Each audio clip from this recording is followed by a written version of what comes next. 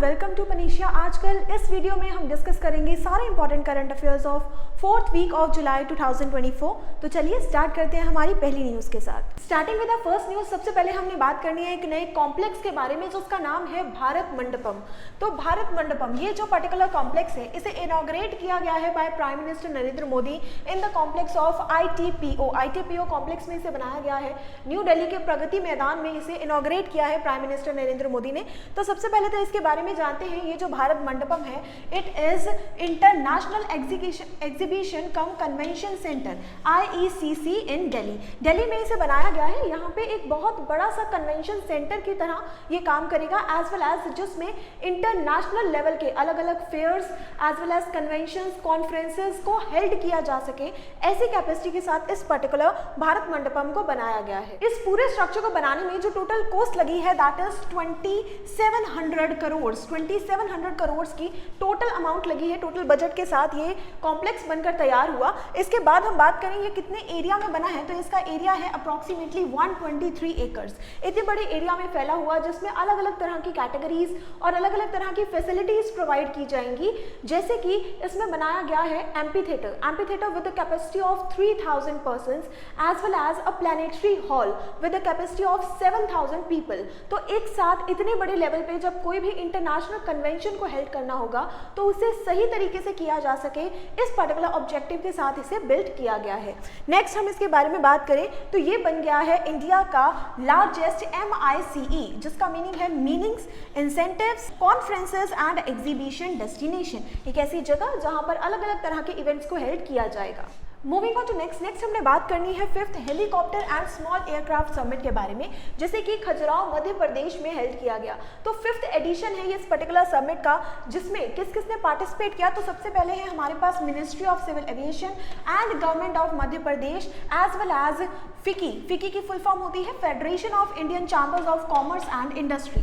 इन particular 3 organisations ने मिलकर इस पर्टिकुलर समिट को होस्ट किया है, जहां पर मेन ऑब्जेक्टिव क्या था इस समिट का, उसके बारे में बात करते हैं। तो इस समिट में aviation as well as tourism company एक साथ मिलकर काम करने वाली है और इसमें फोकस किया जाएगा द ऑब्जेक्टिव्स ऑफ स्कीम उड़ान के बारे में हम जानते हैं। इसकी फुल फॉर्म है उड़े देश का आम नागरिक, जिसका मेन ऑब्जेक्टिव क्या था कि इंडिया के हर एक पार्ट तक एयरप्लेन यानी एयरवे फैसिलिटी को पहुंचाया जा सके और इसकी रीजनल कनेक्टिविटी को और भी ज़्यादा ईजी बनाया जा सके।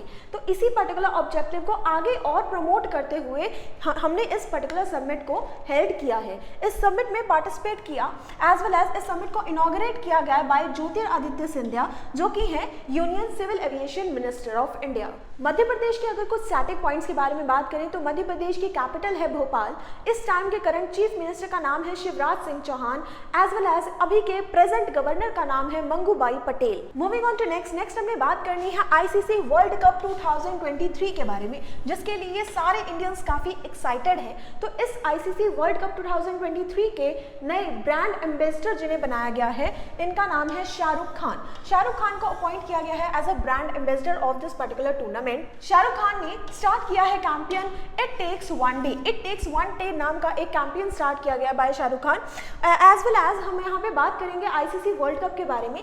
तो इस वर्ल्ड कप को हेल्ड किया जाएगा from 5 October to 19 November in India. यानी इस बार का वर्ल्ड कप कौन होस्ट करने वाला है? इंडिया होस्ट करने वाली है, जिसमें टोटल 10 टीम्स यानी 10 कंट्रीज पार्टिसिपेट करेंगी और ये इस बार 13th एडिशन करवाया जा रहा है in India. Moving on to next हमने बात करनी है अभी कुछ हुई रीसेंट अपॉइंटमेंट्स के बारे में, यानी अलग अलग बड़ी ऑर्गेनाइजेशन में किस पर्टिकुलर पोस्ट पे किस पर्सन को अपॉइंट किया गया है, उसके ऊपर एक नजर डालते हैं। जहां पे सबसे पहले हमारे पास एक नाम है एड्रेन मार्डेल को अपॉइंट किया गया है एज ए CEO यानी chief executive officer of Jaguar land rover. इन्हें पर्टिकुलरली अपॉइंट किया गया है फॉर द नेक्स्ट 3 ईयर्स, 3 सालों का टर्म रहने वाला है इनका।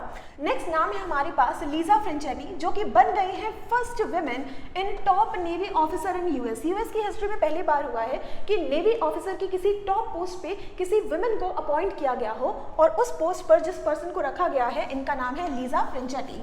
नेक्स्ट हम बात करते हैं A माधव राव के बारे में, जिन्हें कि अपॉइंट किया गया है as a new chairman as well as managing director of Bharat Dynamics. Next नाम है हमारे पास राजेश कनन, जिन्हें कि अपॉइंट किया गया है as a new president of Tata Motors के नए प्रेसिडेंट के रूप में जो अपॉइंट हुए हैं, इनका नाम है राजेश कनन। नेक्स्ट हमने बात करनी है नई appointment that is TV Narendran के बारे में, जिन्हें कि दोबारा से अपॉइंट किया गया है as a Tata Steel CEO and MD. इससे पहले भी यही थे, इन्होंने किसी को रिप्लेस नहीं किया, अब दोबारा से इन्हीं को ही अपॉइंट कर लिया गया है as a new CEO of Tata Steel. अगला नाम है हमारे पास फैनमिन कोन्याक, जिन्हें कि बनाया गया है first women to chair Rajya Sabha from Nagaland. Nagaland की तरफ से राज्यसभा में जाने वाली पहली वुमेन का नाम बन गया है फैनमिन कोन्याक। इसके बाद नेक्स्ट नाम है हमारे पास जी कैनाबेरेन, जो कि बन गए हैं नए NAAC डायरेक्टर। NAAC के नए डायरेक्टर बन गए हैं, तो यहाँ पे इसकी फुल फॉर्म जानते हैं, that is national assessment for accreditation council of India. तो इस पर्टिकुलर काउंसिल के नए डायरेक्टर के रूप में जिन्हें अपॉइंट किया गया है, इनका नाम है जी कैनाबेरेन। मूविंग ऑन टू नेक्स्ट हमने बात करनी है नेशनल जियो साइंस अवार्ड के बारे में। इस बार नेशनल जियो साइंस अवार्ड्स को डिस्ट्रीब्यूट किया गया है by president of India Droupadi Murmu. India के प्रेसिडेंट इस अवार्ड्स को हर साल डिस्ट्रीब्यूट करते हैं, इस बार इन्हें डिस्ट्रीब्यूट किया गया है द्रौपदी मुर्मू के द्वारा। तो इन अवार्ड्स के बारे में जानते हैं। 2022 के ये जो अवार्ड्स हैं, जिसे डिस्ट्रीब्यूट किया गया इन राष्ट्रपति भवन कल्चर सेंटर इन न्यू दिल्ली। इसके साथ साथ ये जो अवार्ड्स हैं, ये डिस्ट्रीब्यूट किसके द्वारा किए जाते हैं, तो ये अवार्ड दिया जाता है by ministry of mines. Categories, 3 different categories में इस अवार्ड को दिया जाता है, जिसमें हमारे पास कैटेगरी आती है national geo science award for life time achievement, as well as national geo science award in various field and national young geo scientist award. तो ये 3 कैटेगरीज में इस अवार्ड को दिया जाता है। यहाँ पर हम बात करें तो 11 different states as well as union territory से टोटल 6 बॉयज एंड 5 गर्ल्स को ये अवार्ड इस बार दिया गया है। नेक्स्ट हमने बात करनी है प्राइम मिनिस्टर राष्ट्रीय बाल पुरस्कार के बारे में, जो कि इस बार 2022 के लिए टोटल 11 अवार्ड्स दिए गए हैं, जिसमें से 4 in a field of art and culture, 1 दिया गया है ब्रेवरी के फील्ड में, 1 दिया गया है for innovation and 1 award is for social service and 3 awards दिए गए हैं इन अ फील्ड ऑफ स्पोर्ट्स। तो ये कुछ पर्टिकुलर अवार्ड्स हैं 2022 के, जो इस बार डिस्ट्रीब्यूट किए गए। मूविंग ऑन टू नेक्स्ट हमने बात करनी है ISSF वर्ल्ड चैंपियनशिप इन साउथ कोरिया 2023 के बारे में, जिसमें इंडिया ने 2nd पोजीशन को एक्वायर किया है। ISSF is related to shooting के लिए ये जो पर्टिकुलर वर्ल्ड चैंपियनशिप है, इसके बारे में हम बात कर रहे हैं। It's ISSF junior shooting world championship 2023, जिसे इस बार रखा गया है इन साउथ कोरिया। इसमें इंडियन शूटर्स ने टोटल 17 मेडल्स को अपने नाम किया, जिसमें से 6 गोल्ड मेडल से 6 silver medal and 5 bronze medal. और इन पर्टिकुलर मेडल्स की रैंकिंग के बाद इंडिया ने 2nd पोजीशन एक्वायर की है इन दिस पर्टिकुलर टूर्नामेंट। इसके अलावा अगर हम इंपॉर्टेंट स्टार्स के बारे में बात करें ऑफ दिस चैंपियनशिप, जिसमें पहला नाम है हमारे पास अभिनव शाह का एंड कमलजीत, जिन्होंने 2 गोल्ड मेडल जीते हैं in this particular tournament. Moving on to next हमने बात करनी है अटल बीमित व्यक्ति कल्याण योजना के बारे में, जिसे कि अगले 2 साल के लिए फर्दर एक्सटेंड कर दिया गया है। तो सबसे पहले तो ये समझते हैं कि योजना है क्या। 2018 में इस योजना को लॉन्च किया गया था ताकि उन लोगों की फाइनेंशियली हेल्प की जा सके जिन्होंने पेंडेमिक की वजह से अपनी जॉब को खो दिया है। तो एक फाइनेंशियल असिस्टेंस प्रोवाइड करने के लिए इस योजना को 2018 में स्टार्ट किया गया था। उसके बाद 2020 में इसे दोबारा से एक्सटेंड किया गया फॉर 1 ईयर और 2021 में इसे दोबारा से एक्सटेंड कर दिया गया। तो अब टोटली इसका 3rd एक्सटेंशन किया गया है इन ईयर 2023 और फर्दर आगे 2 सालों के लिए इसे बढ़ा दिया गया है। जो भी पर्सन इस पर्टिकुलर योजना के अंदर बेनिफिशियरी होता है, उसे 90 डेज के अंदर कंपनसेशन दिया जाता है बाय द गवर्नमेंट। इसके बारे में अगर हम और बात करें, ये जो पर्टिकुलर योजना है उसके लिए कौन रिस्पॉन्सिबल है, तो उस कॉर्पोरेशन का नाम है ESIC। ESIC के द्वारा ये पर्टिकुलर योजना चलाई गई है। इसे फर्दर आगे एक्सटेंड किया गया 2 सालों के लिए till the time period of June 30, 2024 और ये काफी एक relaxed eligibility conditions as well as enhance rate के साथ इस बार दोबारा से री एक्सटेंड की गई है। यहाँ पर हम बात करें तो अभी तक टोटल 66,000 एम्प्लॉयज को इसका बेनिफिट मिल चुका है और estimately amount of 87.83 crore disperse अभी तक की जा चुकी है between the time period of 1 July 2018 to December 12, 2022। तो 2018 से लेकर 2022 तक ये कुछ पर्टिकुलर अमाउंट है जो अभी तक लोगों को मिल चुकी है as a benefit under this particular scheme. Moving on to next news है हमारे पास ऑबिचरी के सेक्शन से, जहां पर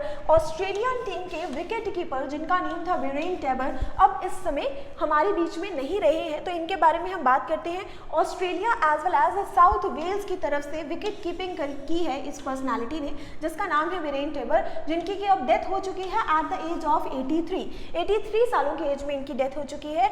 इन्होंने अपने पूरे लाइफ में 16 टेस्ट मैचेस खेले हैं for the team of Australia between the time period of 1966 to 1970।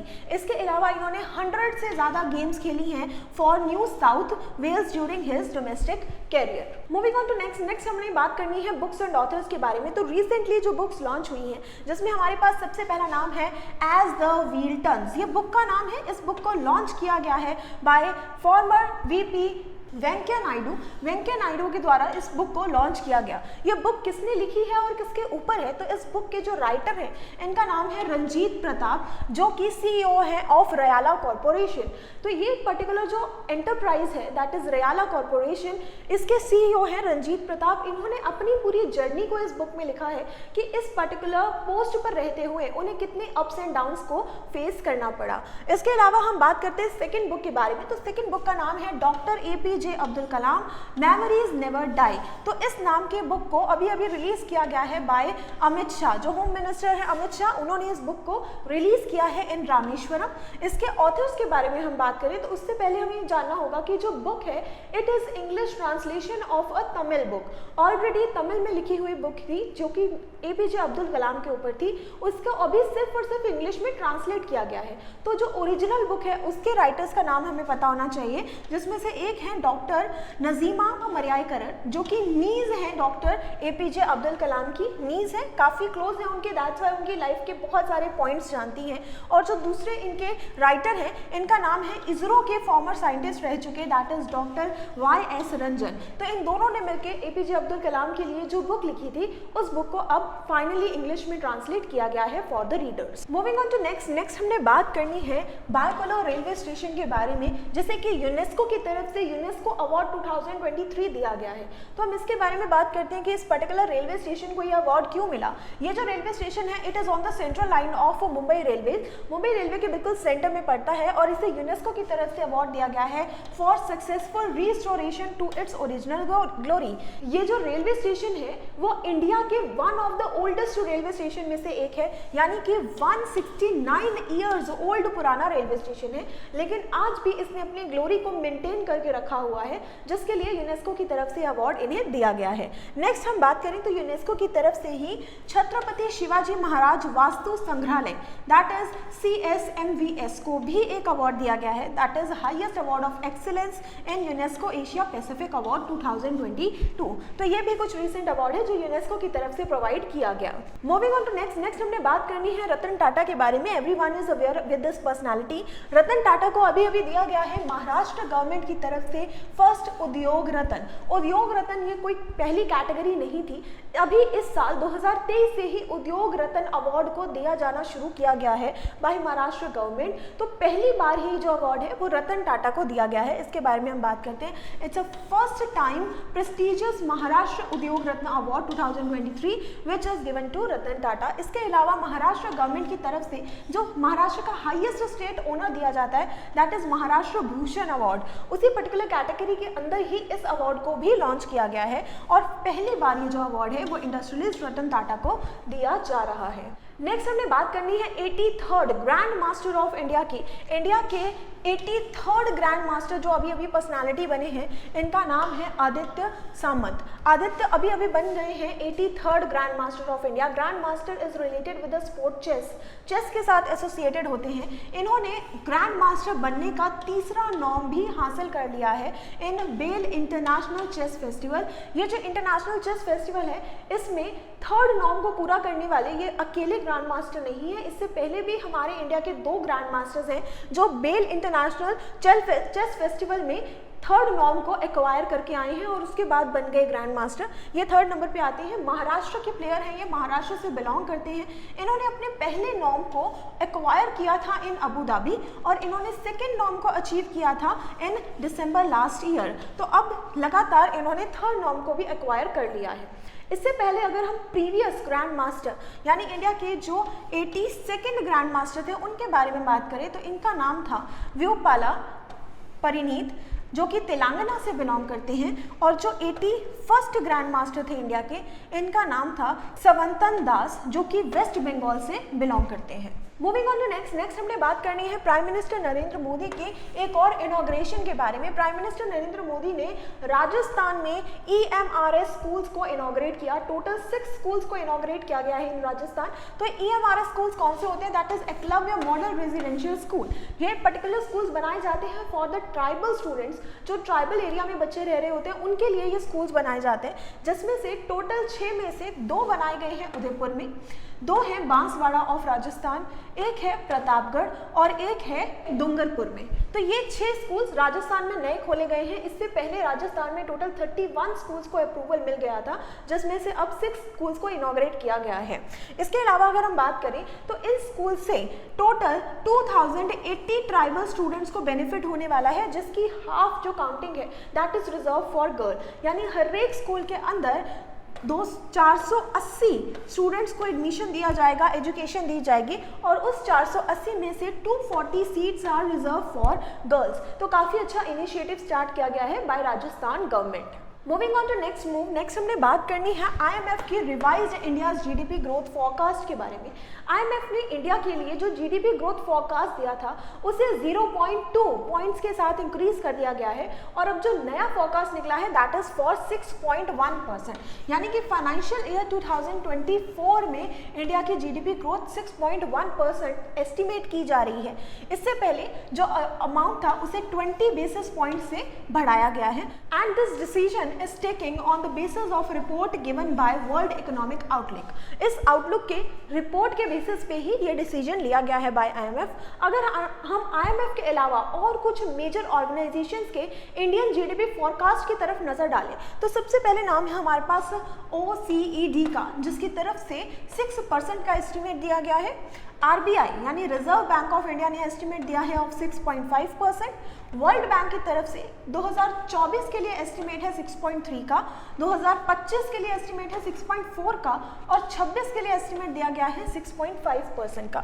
Next Moody's की तरफ से जो एस्टिमेट है that is 5.5% for the financial year 2023, and ADB Asian Development Bank ने जो फोरकास्ट दिया है that is 6.4% for the year 24 and 6.7% for the year 25। तो ये कुछ एस्टिमेटेड हैं by the big organizations for the Indian GDP forecast. Moving on to next हमने बात करनी है स्वीडिश की corporate banking ranking for the year 2023 के बारे में। तो सबसे पहले इसकी फुल फॉर्म जानते हैं, that is credit rating information services of India limited. India में जितने भी फाइनेंशियल इंस्टीट्यूट्स होते हैं उनको क्रेडिट रेटिंग प्रोवाइड की जाती है as per their loans, as per their assets, as per their financial condition. तो वो रेटिंग प्रोवाइड करने वाले इंस्टीट्यूट का नाम है सिरिल, जिसकी तरफ से बैंकिंग को रेटिंग प्रोवाइड की गई है, और इस रेटिंग में टॉप कर लिया है इंडिया के लार्जेस्ट प्राइवेट लेंडर HDFC ने। HDFC जो कि इंडिया का लार्जेस्ट प्राइवेट लेंडर है, उसने इसमें टॉप किया है, एज वेल एज SBI यानी स्टेट बैंक ऑफ इंडिया को भी इस पर्टिकुलर रैंकिंग में पीछे छोड़ दिया है।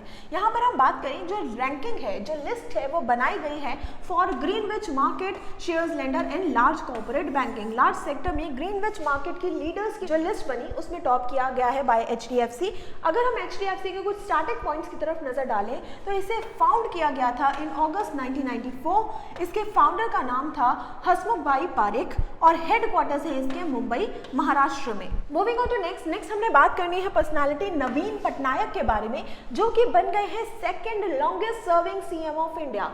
चीफ मिनिस्टर के पोस्ट पर सबसे लंबे समय तक सर्व करने वाली रैंकिंग में सेकंड नंबर पे जिन्होंने अपना नाम दर्ज किया है, इनका नाम है नवीन पटनायक। इनके बारे में हम बात करते हैं, इन्होंने कंट्री के अब तक जो सेकंड पोजीशन होल्ड करने वाली पर्सनालिटी थी जिनका नाम था ज्योति बासु, जो कि वेस्ट बंगाल के चीफ मिनिस्टर के रूप में सर्व कर चुके थे, उन्हें रिप्लेस करते हुए सेकेंड पोजीशन को एक्वायर कर लिया है। अब यहाँ पर हम बात करते हैं फर्स्ट पोजीशन के बारे में कि फर्स्ट पोजीशन किसके पास है। तो फर्स्ट पोजीशन है सिक्किम के चीफ मिनिस्टर, जिनका नाम है पवन कुमार चामलिंग। ये बन गए, ये ऑलरेडी काफ़ी लंबे समय से लॉन्गेस्ट सर्विंग चीफ मिनिस्टर की पोस्ट पर बने हुए हैं। सेकंड नंबर पे नाम नवीन पटनायक ने दर्ज किया है। ये 5 बार चीफ मिनिस्टर बन चुके हैं उड़ीसा स्टेट के, जिन्होंने चार्ज टेक किया था ऑन 5 मार्च 2000 और होल्ड किया है इसे for the time period of 23 years and 138 days. इस पर्टिकुलर टाइम पीरियड के साथ इन्होंने इस पर्टिकुलर पोजीशन को हासिल किया।